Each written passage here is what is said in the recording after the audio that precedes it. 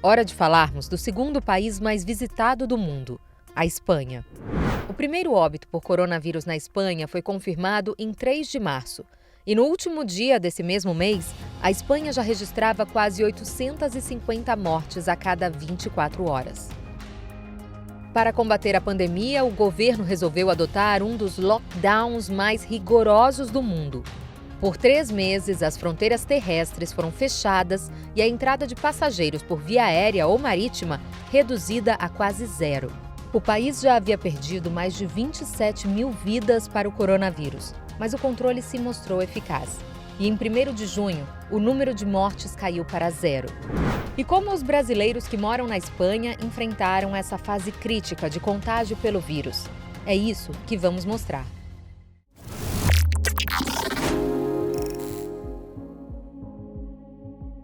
Marcela vive em Barcelona há quase 2 anos e conta que estava passando uma temporada no Brasil quando ouviu falar do vírus que tinha chegado à Europa. Quando eu cheguei em Salvador, que eu comecei a ouvir e conversar melhor com as pessoas aqui e ver que realmente tinha chegado na Espanha. Mas que assim, as pessoas ainda estavam vivendo vida normal. Em 15 de março, ela voltou ao país e percebeu que nada mais estava como era antes. Grande choque para mim, na verdade, a hora que eu cheguei aqui e tudo trancado, tudo. Não pode sair de casa, não pode nada, só pode ir para mercado, farmácia. A rotina durante o isolamento era completamente outra e Marcela passou a acompanhar o dia a dia de uma das cidades mais movimentadas do mundo pela janela. Uma tradição que eu criei aqui na quarentena foi tomar sol aonde dava, né? Hoje, como eu já voltou às praias, eu tô indo pra praia, mas este foi o meu cantinho de sol. Enquanto a população ficava em casa, a cidade era readaptada para uma rotina pós-pandemia. Aqui dá pra ver, ó, a extensão da calçada que eles criaram. Então já tem a calçada larga, mais outra extensão, uma ciclofaixa e uma faixa de carro. Uma das coisas mais legais que aconteceu aqui em Barcelona foi que a prefeitura aumentou o número de ciclofaixas. Então, por toda a cidade, que tinha muito movimento de carro e de pessoas, eles criaram novas ciclofaixas. Essa aqui é uma delas. A cada 2 semanas, o primeiro-ministro Pedro Sánchez anunciava na televisão quais seriam os próximos passos na retomada do convívio social. E por 6 vezes, quem vive no país assistiu a quarentena se estender.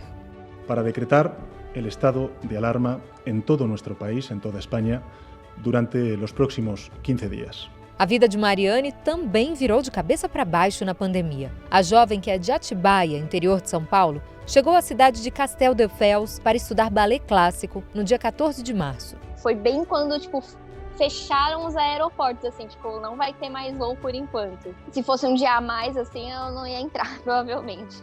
Ter que se adaptar a um novo país e uma rotina completamente diferente por conta do lockdown foi um desafio duplamente difícil para a bailarina. A minha rotina era sempre muito pesada, era balé todo dia, academia, condicionamento físico, então era realmente uma vida de atleta. Então isso foi rompido totalmente e ainda não tinha as aulas online quando eu cheguei aqui, então foi um pouco difícil para mim. Mesmo fazendo uns exercícios em casa, né, tentando manter o físico e tudo mais, ainda foi difícil, porque o emocional às vezes não ajudava muito. Tiago é artista plástico e viveu em Barcelona por 2 anos. Ele conta que depois de 49 dias de completo lockdown, as primeiras fases de liberação foram muito aproveitadas pelos espanhóis. Foi em massa para a rua, deu uma insegurança enorme também, porque você fica 3 meses sem ver gente, de repente tem gente para todo lado, e você não sabe como essas pessoas evitaram o contágio, né, durante esse tempo. Você fica muito desconfiado de todo mundo. Por causa desse comportamento também, essa fase 0, que era para ser a cada 2 semanas passava de fase, ela acabou durando 4 semanas. Com o início da pandemia, ele resolveu largar tudo e voltar para o Brasil.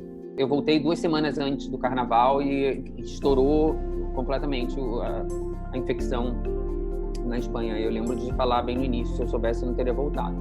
Teria ficado aqui e enfrentado com ele o que fosse, mas não teria voltado para lá para não fazer nada, ficar em casa preocupado. A decisão do artista plástico de retornar a um dos países com a maior taxa de contágio do mundo foi muito questionada. Mas o desejo de ficar perto da família falou mais forte. Perguntaram se eu era louco, por que eu estava fazendo isso. E também porque as pessoas, a situação de você, o conforto que você tem também de morar na Europa, as pessoas também associam que a vida é sempre boa. Realmente tinha muito conforto lá, tava tudo bem, mas o que me falou mais foi a questão assim de saúde mental também, de estar longe, afastado da minha família, da minha casa. Eu me sinto de novo como se eu estivesse no início do lockdown lá. Fiz umas compras de supermercado que entregaram aqui em casa e assim, limpando tudo com a mesma intensidade que a gente estava no início. Mas aqui dentro da minha casa me sinto seguro porque eu já sei o que fazer, né? A vantagem de ter passado por um lockdown tão restrito é porque você já tem um know-how, assim, de uma vivência. E aqui eu me sinto mais protegido por estar perto da minha família de qualquer forma. Foram 3 meses planejando e fazendo tentativas. Finalmente, para voltar ao Brasil, Thiago precisou passar por 3 aeroportos em meio à pandemia. Foi intenso. Eu comprei uma roupa protetora inteira, assim, que é de um material descartável, porque eu sabia que meu marido ia me buscar no aeroporto também. Eu imaginei que depois de ficar praticamente 24 horas, desde que eu saí de casa até chegar aqui no Brasil, tendo aquilo ali, eu jogava fora para entrar no carro e chegar em casa o mais rápido possível. A recomendação é sempre de máscara e que você comprasse uma máscara cirúrgica descartável, que você pudesse trocar a cada 4 horas de uso, ou depois de comer, ou depois de botar a mão ali na cara. Eu no aeroporto de Barcelona, na entrada do voo, temperatura com a maquininha na testa, na entrada do gate também para entrar no voo. Cheguei em Paris, no aeroporto de Paris, de novo mediram a temperatura quando saí, e quando entrei no voo para o Brasil, mediram a temperatura de novo, enquanto checam os documentos. Cheguei aqui no aeroporto do Rio, não tem nenhuma indicação de você ficar longe das pessoas, 1 metro, não tinha absolutamente ninguém durante o percurso inteiro do avião, nenhum funcionário. Não me disseram se eu tinha que fazer teste, eu fiz todos esses procedimentos que eu estou fazendo, cheguei e fui fazer um teste, foram pelo meu conhecimento, pela minha experiência de ter passado e de ter buscado essa informação. Mas não teve nenhuma orientação no aeroporto, nem da companhia aérea também. Eu simplesmente passei como se fosse um dia normal, um voo normal, como muitos que eu já peguei. Cheguei, fui lá, peguei minha bagagem, não teve também nenhuma desinfecção, não teve nada. Enquanto isso, na Espanha, a volta ao novo normal permanece com alguns resquícios do que foi o lockdown. E nem tudo voltou a ser como antes. Cheguei agora na praia, só que já está lotado. Há 2 semanas atrás, a gente ainda estava na fase 1 do desconfinamento.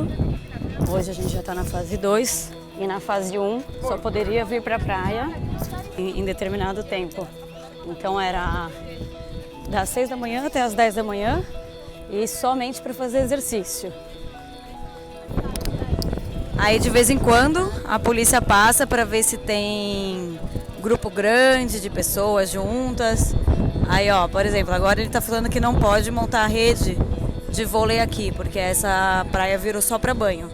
Já começou a abrir tudo, né? Os comércios, em geral, já estão abertos, sempre seguindo cuidados, né? Usando máscara, passando álcool gel, usando luva. Inclusive, as minhas aulas também, elas têm que ser de máscara, sempre estar passando álcool em gel e mantendo uma distância das pessoas. Antes de você entrar na sala de aula, você tem que limpar o seu sapato, que eles deixam um lugar assim de colocar o seu pé mesmo, com água e sabão. Aí você passa o seu pé assim, depois você limpa num tapete, aí você entra. Aí logo já tem a mesinha com álcool em gel e lenço para você limpar suas mãos. E depois, seguindo um pouco à frente, tem sacola para você pegar e botar a sua mochila dentro, para você poder levar a sua mochila para a sala de aula e tal, e não contaminar, né, caso sua mochila esteja suja e tal. Algumas questões preocupam a população do país, que tem como grande engrenagem da sua economia o turismo. Já se fala de uma possível segunda onda de contágio. Aqui na Espanha, ao menos, estão dizendo que vai ter um rebote, um novo grande contágio na Espanha em outubro. Então também eles não estão querendo se programar muito, porque diz que é um possível novo contágio. Mas espero que não. Cara, eu prefiro não pensar. Porque nossa, só de pensar em ficar trancada dentro de casa tudo de novo, acho que dá um desespero, sabe? Mas eu acredito, se voltar, realmente, que é o que eu tô falando, as pessoas já vão ter mais noção, né? Já vão ter mais ideia de como se cuidar e de como não propagar. Então daí eu acho que não teria um lockdown de novo, sabe? Na Espanha e no mundo, a população vive um momento histórico. E as consequências que o coronavírus irá deixar ainda são incertas. Para o futuro, só resta uma palavra: a esperança de que tudo isso nos deixe um legado de mais humanidade. Nossa, é uma incógnita, né? Você não sabe o que pode acontecer, mas eu espero que seja para melhor e que as pessoas, elas levem isso como um aprendizado, tem que estar saudável e vivo, porque sem isso você não faz mais nada. Porque todo mundo fala de economia, política e tal, mas se você não estiver vivo, nada disso acontece. Acho que viver mais em coletivo, né? Principalmente. Acho que fica evidente é que, principalmente a saúde pública, é um pacto coletivo que as pessoas têm, né? Tanto a questão de vacinação também, o que fica para mim é assim, quando as pessoas vivem de uma forma egoísta, que as coisas não funcionam, que é o que está acontecendo no Brasil.